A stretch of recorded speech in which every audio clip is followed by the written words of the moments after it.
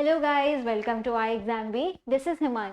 So guys, in continuation with the series of CPSS, today we will know about the concept of smart fertilizers. Okay, basically what are smart fertilizers? Today we will know in this video.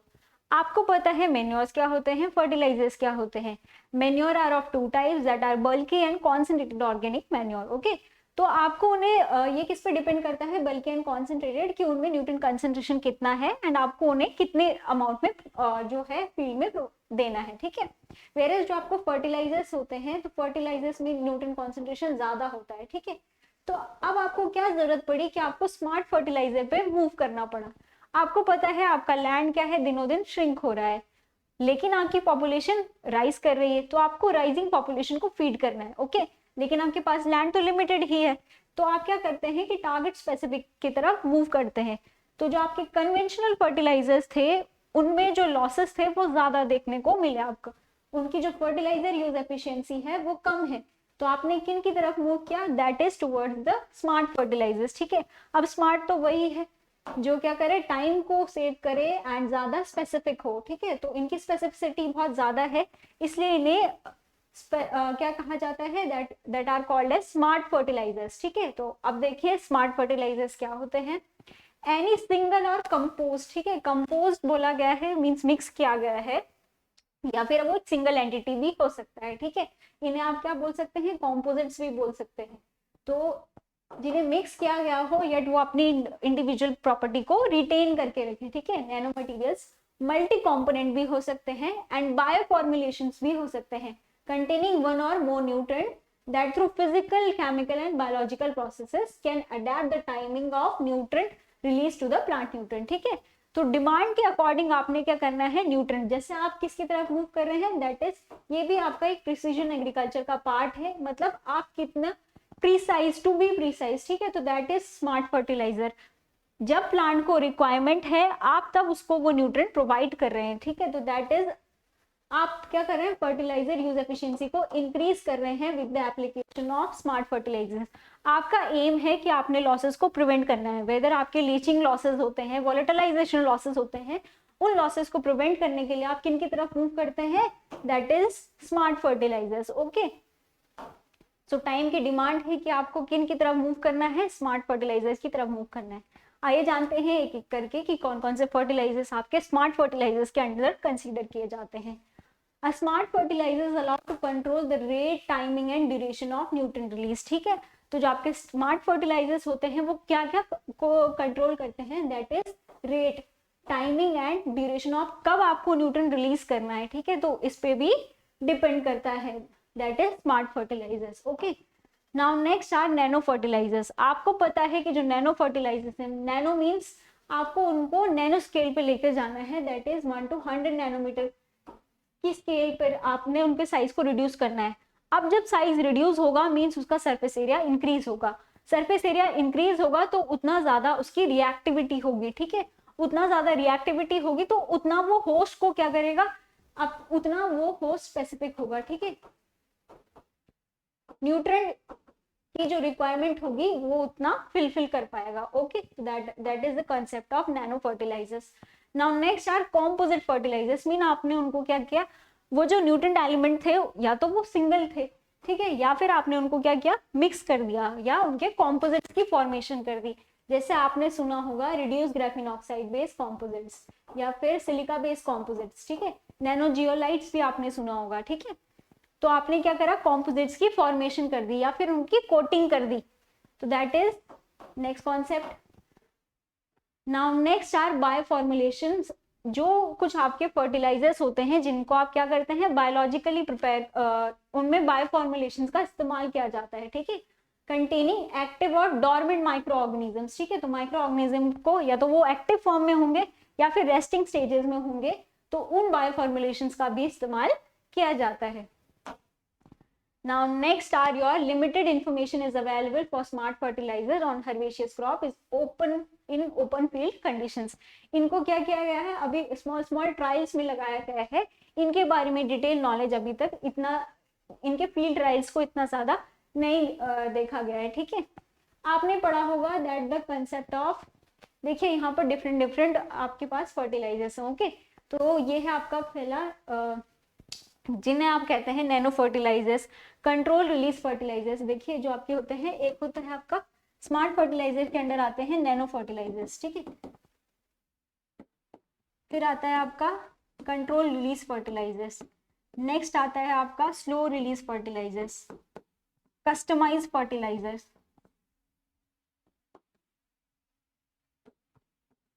Okay, and next is your customise fertilisers, ये हो गया। Next is your nitrification inhibitors, NI, ठीक है। तो ये सब आपके किसके अंडर कंसीडर किए जाते हैं, दैट इज थ्रू आपके स्मार्ट फर्टिलाइजर्स के अंडर इनको कंसीडर किया जाता है, ठीक है। आप एक एक करके इनके बारे में जानेंगे। तो फर्स्ट इज नैनो फर्टिलाइजर्स, आपको पता है ये किस किस स्केल में होंगे, 1 to 100 नैनोमीटर की स्केल में होंगे। इनका साइज क्या है, बहुत छोटा है। अभी रिसेंटली आपने देखा होगा कि जो इफ्को नैनो यूरिया है उसको कितना प्रमोट किया जा रहा है, इफ्को नैनो यूरिया, ओके। तो आपको पता है कि 1 सैक ऑफ यूरिया आपको 1 बॉटल यूरिया, नैनो यूरिया के इक्विवेलेंट है, ठीक है। इसका भी सेम ही रिजल्ट है, जब आप 1 सैक यूरिया ले रहे हैं उसी के इक्विवेलेंट आपने इसको कंसीडर किया है, ठीक है। तो जो नैनो फर्टिलाइजर्स हैं इनको फॉर्मुलेशन मतलब इनकी सिंथेसिस कैसे होती है, एक होती है टॉप डाउन अप्रोच, एक होती है बॉटम अप्रोच, ठीक है। या तो आपने कॉम्पोजिट्स को जोड़ के उसको बड़ा बनाना है, या फिर उसको इतना रिड्यूस करना है कि नीचे स्केल पर लेकर जाना है, ठीक है। तो that are there 2 approaches, okay.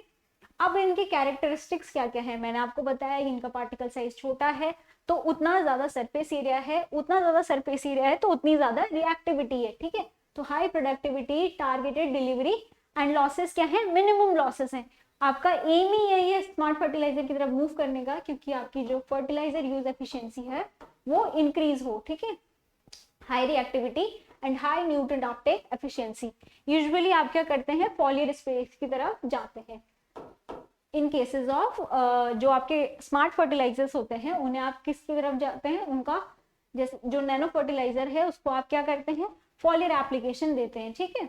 तो आप या तो उसे देखिए आप उसे सॉइल अप्लाई भी कर सकते हैं, फॉलियर एप्लीकेशन भी दे सकते हैं, ठीक है। बेसिकली फॉलियर एप्लीकेशन दिया जाता है। नाउ नेक्स्ट मूव करते हैं हम, that are your control release fertiliser and slow release fertiliser, ठीक है। तो ये आपके दो कॉन्सेप्ट हैं।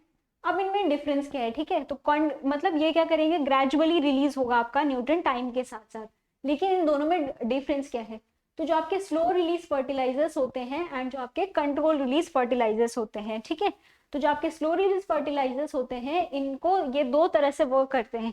एक होता है बाय सिंथेसाइजिंग कंपाउंड्स, या तो वो क्या करेंगे, कुछ कंपाउंड की फॉर्मेशन कर लेंगे जिसकी वजह से क्या होगा, जो आपका न्यूट्रिएंट रिलीज होगा वो स्लो हो जाएगा, नहीं तो फिर वो क्या करेंगे, कोटिंग बना लेंगे, ठीक है। एज अ कोटिंग बैरियर भी एक्ट करते हैं, ठीक है। जैसा आपने सुना होगा नीम कोटेड यूरिया, या फिर सल्फर कोटेड यूरिया, ग्रोमोर आपने सुना होगा, ठीक है। तो ये सब किसके अंडर आते हैं, दैट इज कोटिंग बैरियर के अंदर आते हैं। एंड जब आपने सुना होगा IBDU, CDU, तो ये किसके अंडर आते हैं, that comes under your slow release fertilisers, okay. And similarly control release fertiliser भी क्या करता है, न्यूट्रिएंट को ग्रेजुअली रिलीज करता है। आपके जो ट्रेडिशनल फर्टिलाइजर्स थे उनमें लॉसेस बहुत ज्यादा देखने को मिले थे आपको, ठीक है। उनके लीचिंग लॉसेस, उनके वॉलेटिलाइजेशन लॉसेस, ठीक है। एंड प्लांट देखिए जो फर्टिलाइजर है, फर्टिलाइजर का approximately 40 to 60% he plant Uptake कर पाता था, वेरेस बाकी जो आपका न्यूट्रिएंट था वो लॉस हो जाता था। In case of control release fertiliser और स्मार्ट रिलीज फर्टिलाइजर्स, आपका जो न्यूट्रिएंट अपटेक है वो कितना है, फर्टिलाइजर यूज एफिशिएंसी है वो इंक्रीज हो गई है, ठीक है। तो आपको पता है कि राइट टाइम पे आपको न्यूट्रिएंट को रिलीज करना है, that is the concept of control release fertilisers, okay. तो इसमें क्या होता है, राइट टाइम पर आपके क्या होते हैं, न्यूट्रिएंट रिलीज होते हैं जब प्लांट को उनकी जरूरत है, ओके। तो that is the concept of this. Now आते हैं आपके कस्टमाइज फर्टिलाइजर्स, ओके।